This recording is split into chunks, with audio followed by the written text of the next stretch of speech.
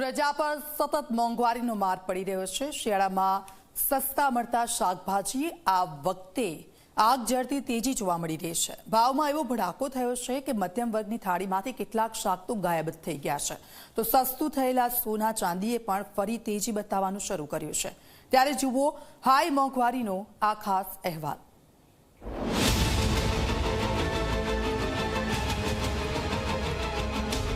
શિયાળાની ઋતુ જ્યાં બજારમાં શાકભાજી સસ્તા મળતા હોય છે, પરંતુ આ વર્ષે લોકોનો અનુભવ બિલકુલ જુદો છે।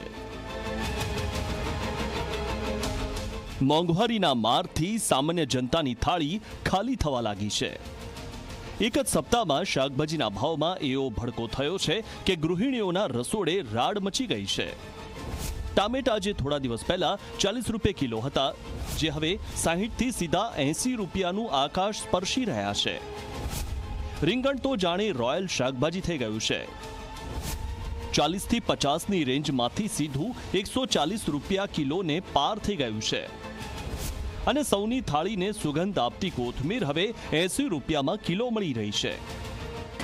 શાકભાજી છે દરેક ઘરની જરૂરિયાત છે, પરંતુ અત્યારે છેલ્લા એક અઠવાડિયાની સરખામણી પણ કરીએ તો શાકભાજીમાં બમણો અથવા તો 3 ગણો વધારો જોવા મળી રહ્યો છે। શાકભાજીના ભાવ અચાનક વધી ગયા છે।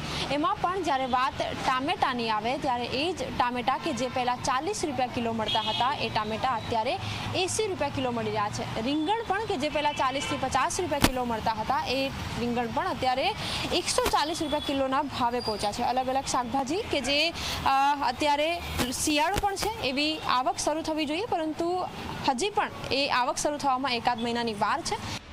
બજારમાં ખરીદી કરવા આવેલ મધ્યમ વર્ગની મહિલાઓ કહી રહી છે કે દરરોજની વાનગીમાં હવે ફેરફાર કરવો પડી રહ્યો છે। બધું જ બજેટ બહાર થઈ ગયું છે।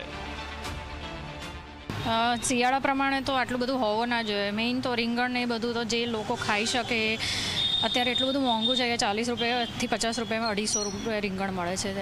અચ્છા, પહેલાં શું ભાવ હતો ને અત્યારે તમને કેટલું મોંઘું લાગી રહ્યું છે? પહેલાં 40-50 રૂપિયા કિલો રીંગણ, અત્યારે એ જ ભાવ 250નો થઈ ગયો છે। સો એ બહુ જ વધારે પડતો ભાવ છે, અને રીંગણના ભાવ તો ક્યારને ઉતરતા જ નથી, અને શિયાળો આવે તો પણ અત્યારે એવું લાગતું નથી કે શાકના ભાવ ઓછા થયા હોય।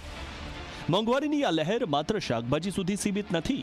દિવાળી પહેલા ચાંદીના ભાવે તો રેકોર્ડ તોડ્યા અને 1,74,000 પ્રતિ કિલોનું શિખર સર કર્યું, પરંતુ ત્યારબાદ ઘટીને ભાવ 1,44,000 થયા।